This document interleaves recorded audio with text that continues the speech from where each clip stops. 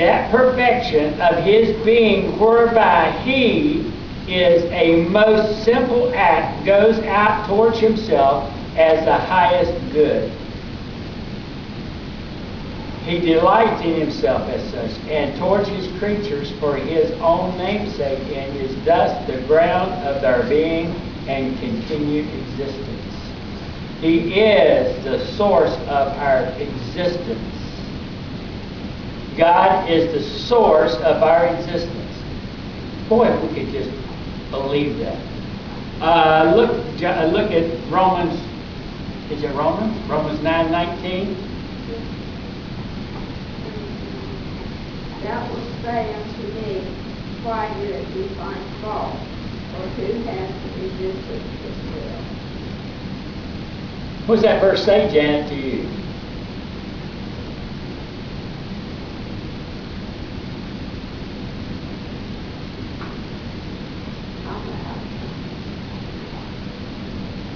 Anybody got that verse? Romans 9:19. Let's look at it. What does that verse say?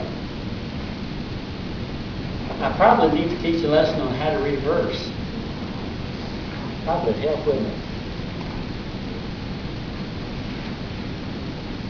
How to understand a verse. And it's very difficult when I just pick verses out. I haven't got to Romans 9, Janet, so maybe when I get there we'll have a... I'm getting there soon. Romans 9:19. Read it, Richard. Thou wilt say unto me, why dost thou yet find fault? For who hath resisted His will? What was the question? Is there a question laid out there? What's the question, Richard?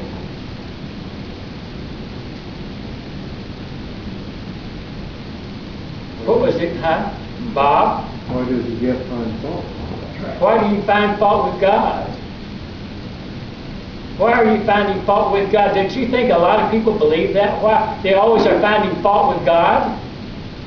And they're finding fault with God. They're finding fault with God because of His what? In that verse. His will. His will. Why is God doing that? Why would God do that? Why would God allow this? Why would God allow my child to die? Why would He allow my wife to have cancer? Why did He allow the car wreck? Why did He allow the destruction of this, that, and the other? Why did God do this? What else does that verse say? So what was the answer? Is there an answer there? Is there an answer to that question? Yeah. Well, there's an illustration of it. Okay. What is it? Nay, but, O man, who art thou that repliest against God? Shall the thing formed say to him that formed it, why hast thou made me thus? Has not the potter power over the clay and the same lump to make one vessel unto honor and another unto dishonor? What if God, willing to show His wrath and to make His power known, endured with much long suffering the vessels of wrath fitted to destruction? Who made us? Who formed man? God. Did God form us the way I look? Yeah. Not with my hands. He formed me perfectly,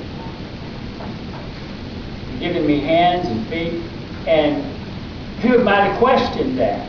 Well, what if God had done this? Why would God do this? It would have made it much simpler. In other words, many people question God's will and ability because it doesn't fit into their concept of who they think God should be. It's God's will, and we are to fit in, we are to fit our thinking with God's will. Well, I just don't want to think that way. That's where your trouble is. Who are you to even question God's will and God's way of doing things? He formed us. We are to conform. Wouldn't it be nice if that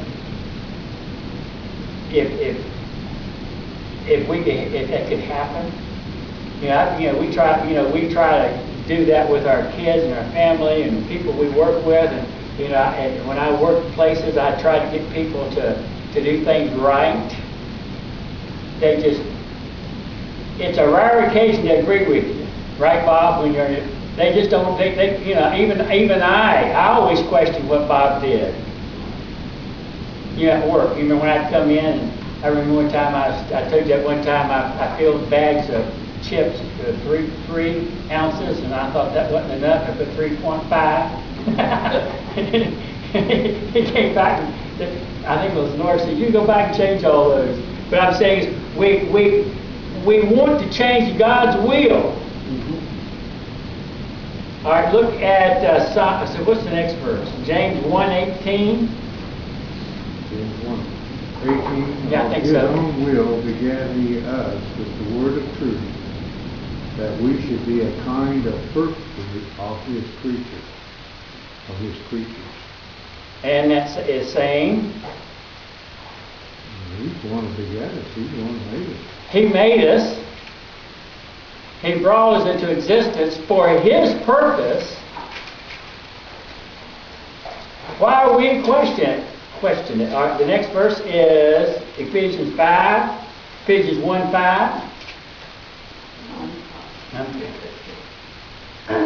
Having predestined us to adoption as sons by Jesus Christ to Himself according to the good pleasure of His will. I shouldn't ask you what that means. I shouldn't. You know what predestination means? He predetermined us for what? What did He predestinate us to?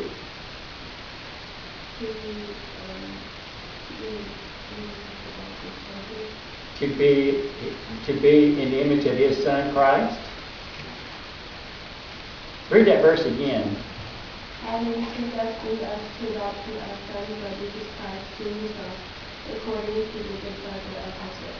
So He did it according to what? His good pleasure, not ours. So if I'd been God, I'd have done it this way. If I'd been God, I'd have done it this way. That's idolatry. That's assuming that we know better than what God does. God perfectly wills and does it perfectly well. What He started out to do, He did it perfectly. If you understood that, if we understood that God does everything perfectly, we're flawed, not God. Our mind is flawed, not God. We're constantly questioning God, because we don't agree with what God did. And that's where error comes in. That's where we get messed up at, is because God determined this is how it's going to be, this is how it should be, and we don't do. Another verse is in 1 Corinthians 12:10. Not only is He sovereign in His will, but number 2 under sovereignty is His power. The effective energy of His nature, or that perfection of His being by which He is the absolute and highest, omnipotent, all-powerful. There's nobody any higher than He is. I don't know where we can't get. There's no God above God. There's no one else in existence that's sitting back there somewhere waiting to overtake God. There's no election on whether or not we re-elect God or not. He's going to be God. Matthew 19:26, Luke 1:37, and Matthew 19:26. Many other verses. So, number one, He's sovereign. He's sovereign how? Number one, He's sovereign in His what? Number one? He's sovereign in His what?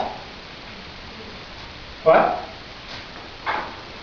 I gave it to you. Immutability. He's sovereign, and He's not. This is under sovereignty. How is He sovereign? In His will. And number 2 is sovereign in His power. Are we awake today? Is this too deep for you? And number 5. How do we get number 5? Did I miss a page somewhere? How did I do that? You find it. He's sovereign in his, I don't know. Okay, he is, his knowledge. Should be 1C. I got it somewhere else. Knowledge. He's perfect in his knowledge. That perfection of God whereby he is entirely knows himself and all things possible, and actually in one eternal and most simple act. Look at Psalms 139. Bill, Psalms 139. Psalm 139? Yeah. His perfection, he knows himself and all things possible, and actually in one eternal and most simple act. He in himself is perfect, and in his knowledge he's perfect. And everything that he does is actually perfect. Now, you mean Psalms 139? Yes, what's it say? Oh, okay, you said Psalms 139. I said Psalms 139. Yeah. What else?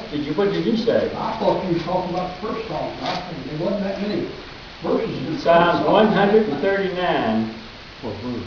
1 through 6.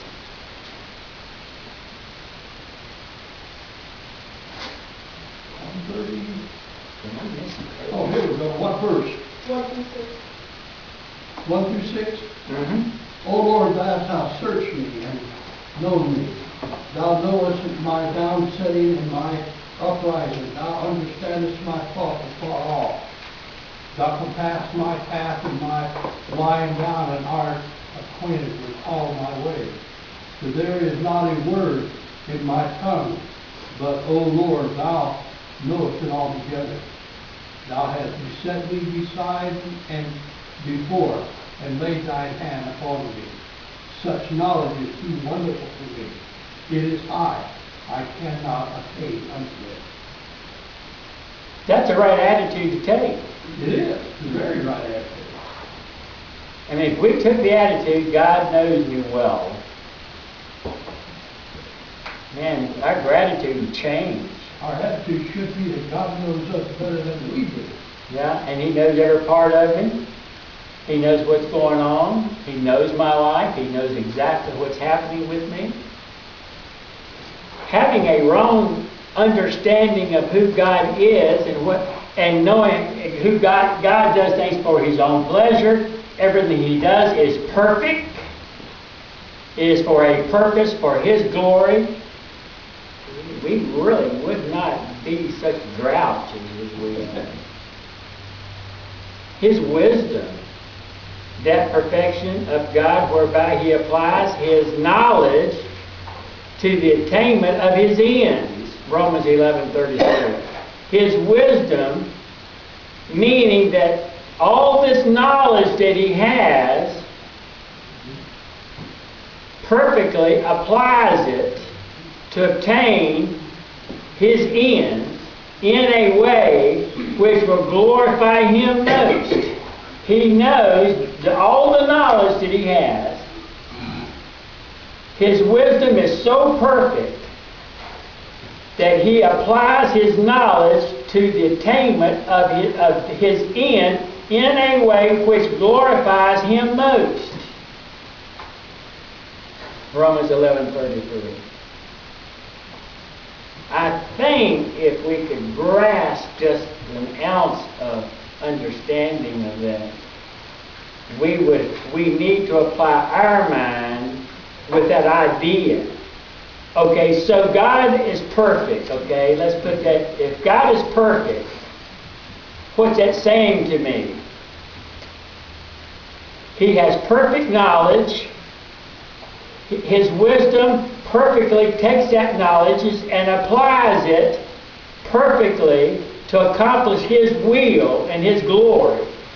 I'm going to rely on that. And I'm going to place my thinking in that position.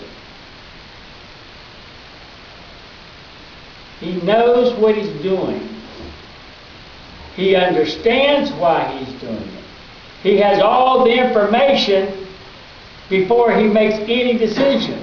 His decision is, they're all made instantly anyway. I'm just saying as God understands. I mean, who are we to question God unless we have a false understanding of who God is?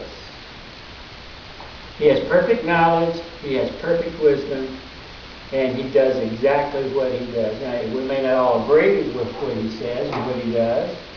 We are human, so we don't always agree why God works that way, but we have to just eventually say we do believe this. And I think that is so essential for us. Let's look at some moral issues that we got. So